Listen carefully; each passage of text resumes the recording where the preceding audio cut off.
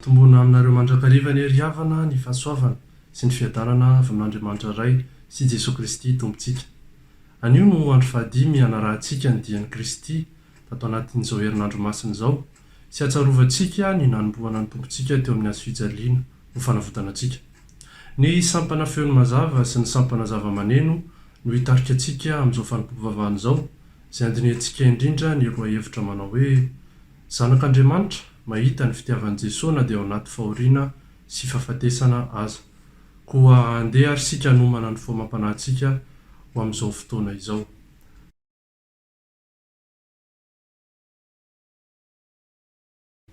Amin'ny anaran'ny Ray sy ny Zanaka ary ny Fanahy Masina. Amen. Havana, andeha ary sika hidera ny Tompo amin'ny alalan'ny famakiana ny Salamo, dia ny Salamo faha 12, andiny faharoa, fahadimy, fahasivy ary faha 112 manao hoe amin'ny anaran'i Jesosy. Hoy izao ny amin'i Jehova: Tompoko ianao, tsy misy soananako azo alina aminao. Jehova no anjara lovako sy kapokako, ianao no mampaharitra ny anjarako. Izany no hifarian'ny foko sy ravoravoan'ny fanahiko. Eny, ny nofoko aza hitoetra tsy manana ihany. Ampafantatra ahy ny lalalaina ianao, fa avy isam-pifaliana no eo anatrehanao, ary fahafinaretana no eo an-tananao ankavanana mandrakizay. Amen.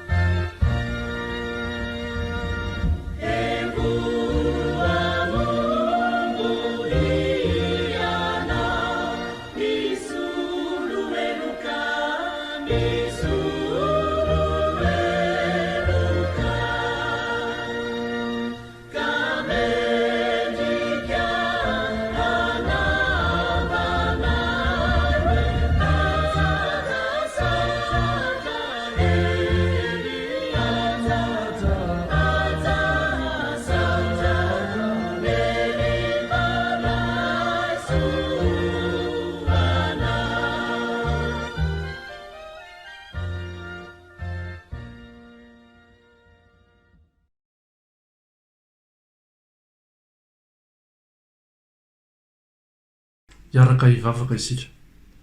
Ry Andriamanitra ranay izay any an-danitro, feno fifaliana ny foninahy manatona anao ankehitriny. Mbola midera sy mankalaza ary manome voninahitra ny anaranao izahay, satria lehibe indrindra ny anaranao. Avo indrindra ny voninahitrao ary mendrika ho deraina mandrakariva izany. Ankehitriny Tompo, dia mbola misaotra anao izahay fa tafavory indray eto amin'ny alalan'izao fanompoam-bavahana izao, na dia tsy mifanatry tava aza. Misaotra anao izahay Tompo, satria mahatsiaro manana anjara tokoa izahay amin'ny fanjakanao. Koa dia hatreo ray Tompo izao fotoana izao, ahafahanay mahatsapa tokoa ny fanatrehanao, ahafahanay mivelona mandrakariva ary mitombo amin'ny alalan'ny teninao, ka sy ho amin'ny alalan'ny fanainao masina izay rehetra, na ny mpandray anjara na ny mpanatrika, mba samy mitombo ny teninao. Amin'ny anaranao Jesosy. Amen.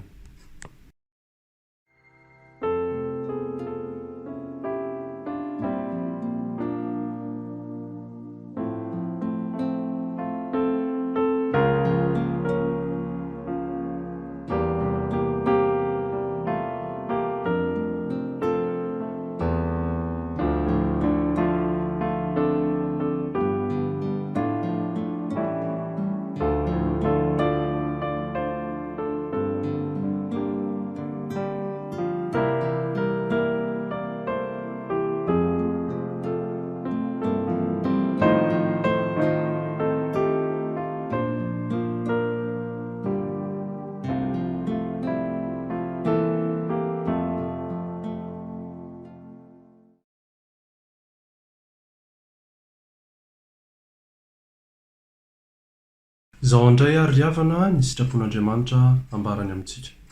Arak'izay hita ao amin'ny Isaia 5:7 ary ny Romanina 9:10 amin'ny anaran'i Jesosy.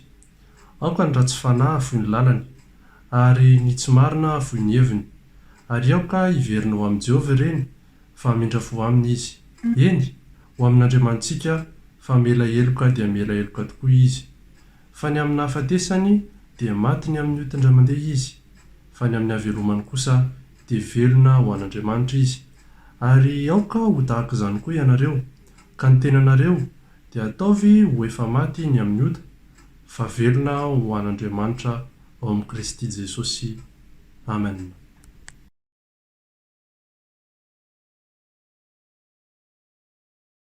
Kivavaka sika. Andriamanitra dia mbola miondrika eto anatrehanao indray izahay ankehitriny. Mahatsiaro ny tsy fahatanteranay. Mahatsiaro fampanota tsy mendrika tokoa izay Tompo, ary araka ny sitrapon'Andriamanitra sitraponao izay nononay teo, dia nandao ny lalanao mandrakariva izahay. Koa dia fonanay aminao Tompo izany tsy fahatanteranay izany. Zazabe siasia tokoa izahay, ary ondrina ny ka ampodio Tompo ao ambaranao indray. Ankehitriny izay Tompo dia mibebaka aminao, miaiky ny fahadisoanay, miaiky ny fahotanay, ka raiso re ary sasao amin'ny ranao soa izay naratsaka ao teo amin'ny hazo fijaliana, mba ho avitra sy ho voavonjindray ho isan'ireo olom-bavonjinao. Sotra Tompo. Amen.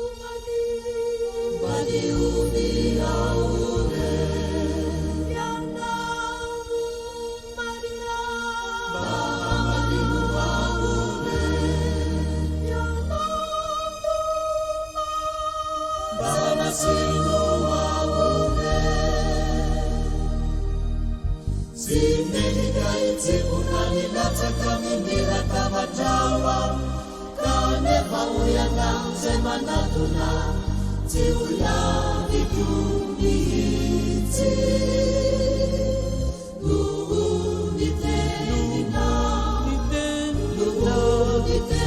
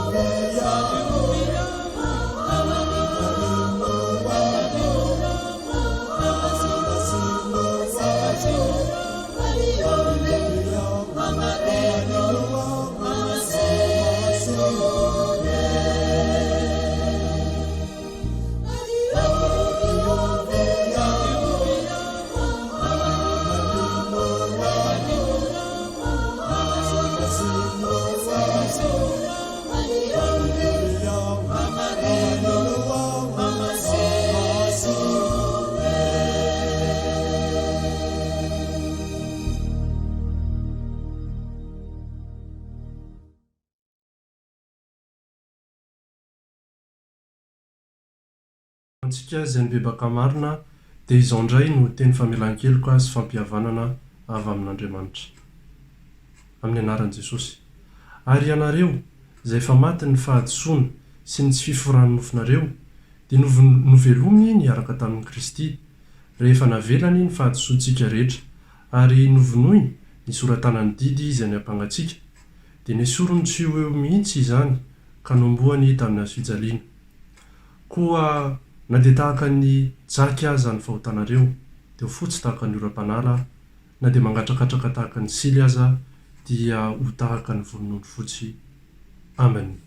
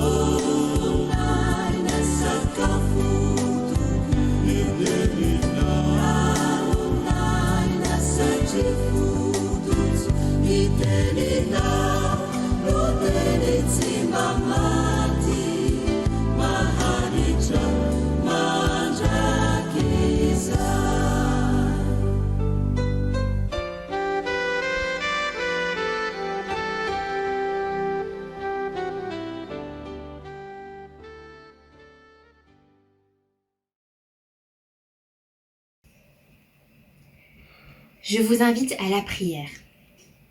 Seigneur Dieu Tout-Puissant, Père Céleste, nous te remercions encore de nous permettre de réaliser ce culte du Vendredi Saint malgré les conditions de confinement. Tu nous rappelles que l'être humain ne peut pas tout contrôler, que c'est toi qui es maître de tout et que séparés de toi, nous ne pouvons rien faire. En ce Vendredi Saint, où nous commémorons la crucifixion et la mort de Jésus, nous souhaitons nous approcher de toi en lisant ta parole. Nous te demandons de guider tes serviteurs qui la liront, mais aussi ceux qui l'enseigneront. Nous te prions ainsi de préparer nos cœurs à te recevoir pleinement. Fais taire toute autre voix qui ne vient pas de toi, Seigneur. Accorde-nous l'attention nécessaire pour t'écouter. Donne-nous un cœur pur et disposé. Que ton Esprit Saint nous éclaire pour que nous puissions saisir le message que tu veux nous transmettre. Et dès à présent, parle Seigneur, nous voici prêts à t'écouter. Au nom de Jésus-Christ, Amen. Ifakitentsika dia amin'ny filazantsarany Matthieu toko fafito amby roapolo andiny fadimy amby dimapolo ka hatramin'ny fahaenina amby enimpolo amin'ny anaran'i Jesosy. Ary nisy vehivavy maro mitsinjo teny lavitra teny izay nanaraka an'i Jesosy hatrany Galilea ka nanompo azy. Isan'ireny Maria Magdalena sy Maria reny Jakob sy Josesy ary reny zanak'i Zebedio. Ary noho ny hariva ny andro dia avy ny lehilahy manan-karena anankiray avy any Arimatia. Ny anarany dia atao hoe Josefa ary izy koa dia mpianatry Jesosy. Izany lehilahy izany dia nakao amin'ny Pilato ka nangataka ny fatin'i Jesosy. Dia nasain'i Pilato omena azy izany. Ary rehefa nalain'i Josefa ny faty ka nofonosiny ariary madinika madio dia naleviny tao amin'ny fasany vaovao izay efa nolavahany tamin'ny vatolampy ary rehefa nanakidia vato lehibe ho eo amin'ny varavaran'ny fasany izy dia lasa nandeha. Ary tao Maria Magdalena sy ilay Maria anankiray ka nipetraka tandrifin'ny fasana. Ary noho ny ampitso ny andro fiomanana dia nivoronak'eo amin'ny Pilato ny lohan'ny mpisorona sy ny fariseo ka nanao hoe, Tompoko, tsaronay fa iny mpamitaka iny fony izy mbola velona dia nanao hoe, raha afaka teloana dia hitsanganao.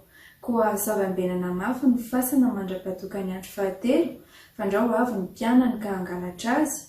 Dia ilaza amin'ny olona hoe efa natsangana tamin'ny maty izy ka dia ho ratsy ny fitaka farany voalohany. Hoy Pilato taminy, maka mpiambina ka mandehana ary ataovy mafy arak'izay hainareo ny fiambenana. Ary noho ny lasa izy dia nalatsa ny mpiambina hiambina mafy ny fasana rehefa nasiany tombo-kase ny vato. Amen.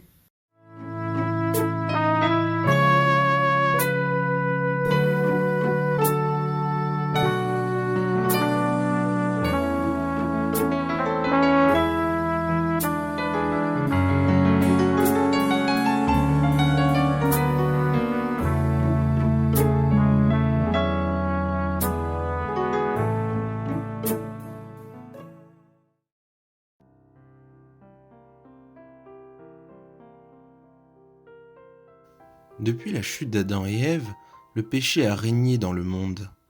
Tous les hommes étaient condamnés à une mort éternelle, car Dieu, de par sa nature sainte, ne pouvait pas laisser les hommes souillés par le péché entrer dans son royaume. Malgré l'infidélité du monde, Dieu, par amour, a voulu le sauver de ce sombre destin. Il est descendu sur terre au travers de son Fils unique, Jésus-Christ, qui a subi toutes les souffrances du monde, qui s'est sacrifié et qui a payé le prix des péchés du monde à sa place.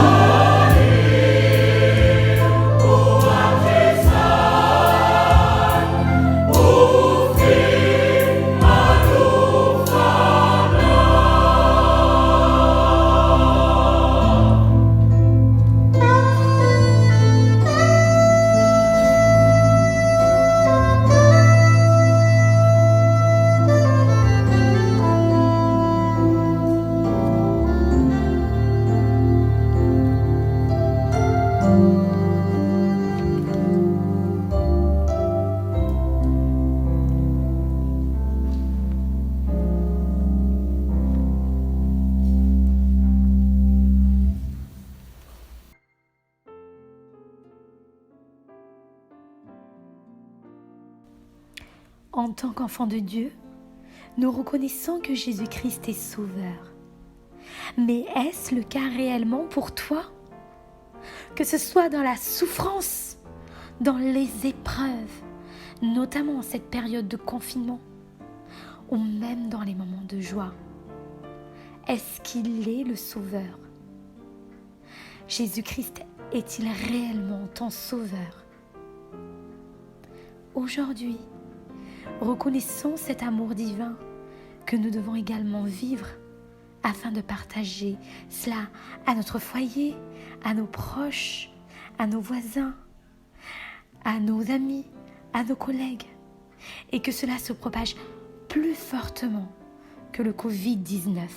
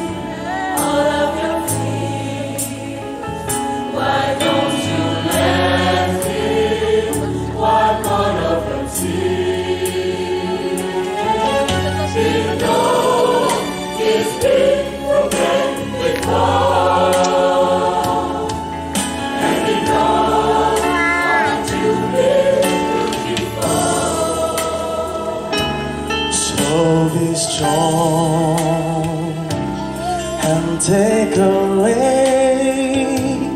do not fear or be dismayed, for the Lord will go before you, and His life will show the way. Be strong and take courage. Do not fear or be dismayed,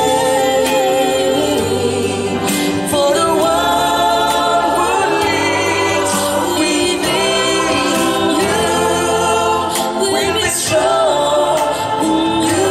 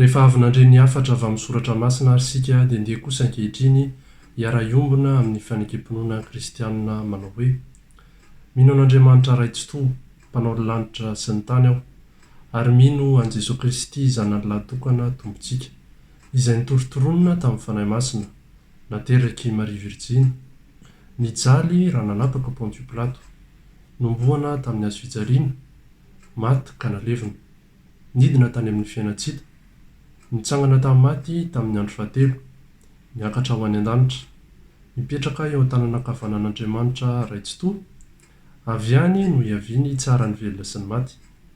Mino ny fanahy masina aho, fiangonana masina manerana izao tontolo izao, ny fiombonan'ny olona masina, ny famelan-keloka, ny fitsanganan'ny tena amin'ny maty, ary ny fiainana mandrakizay.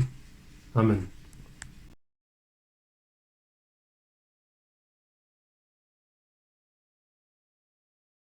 Dia mbola hiaraka hivavaka isika.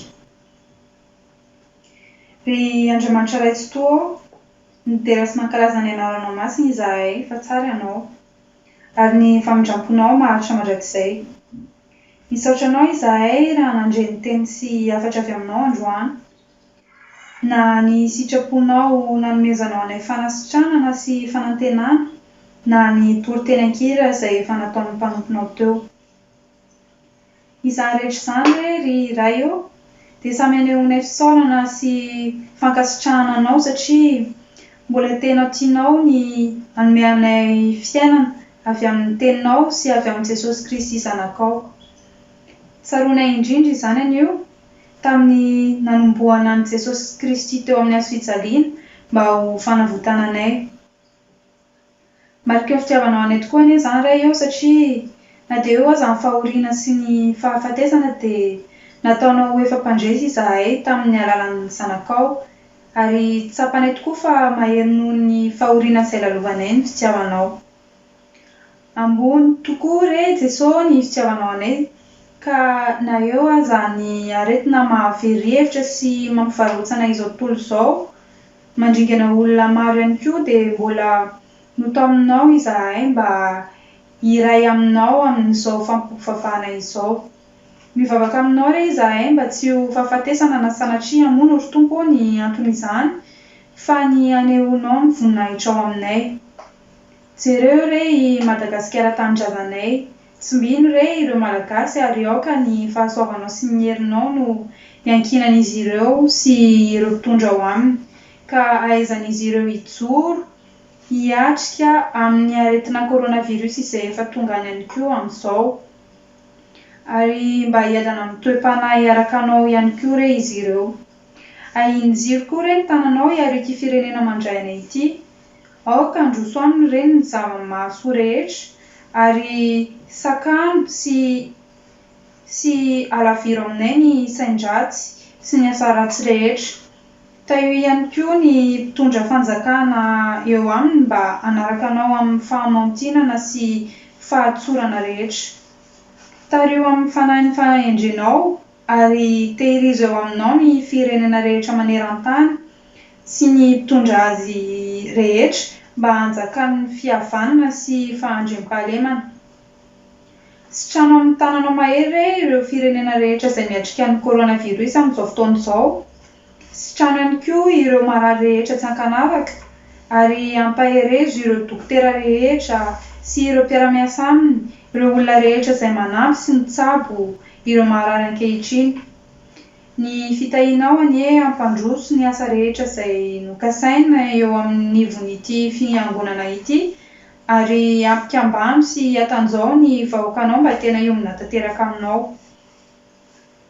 Izany vavaka izany re Raio dia ampiarahanay amin'ilay vavaka nampianarinao anay manao hoe: Ranay izay any an-danitra, ho masinina anie ny anaranao, ho tonga anie ny fanjakanao, atao anie ny sitraponao ety an-tany tahaka ny any an-danitra. Omeo anay anio ny ana saza ao anay, ary mamelany elokay tahaka ny namelany izay meloka taminay, ary aza mitondra anay amin'ny fankapanahy fa manafanay amin'ny ratsy. Ho anao ny fanjakana sy ny hery ary ny voninahitra mandrakizay. Amen.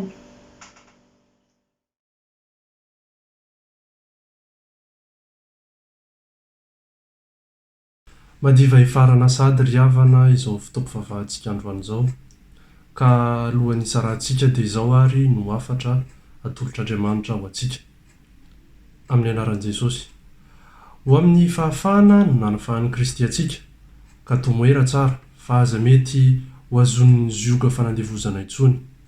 Koa mandehana araka ny fanahy dia tsy hatateraka ny filany nofo ianareo. Amen.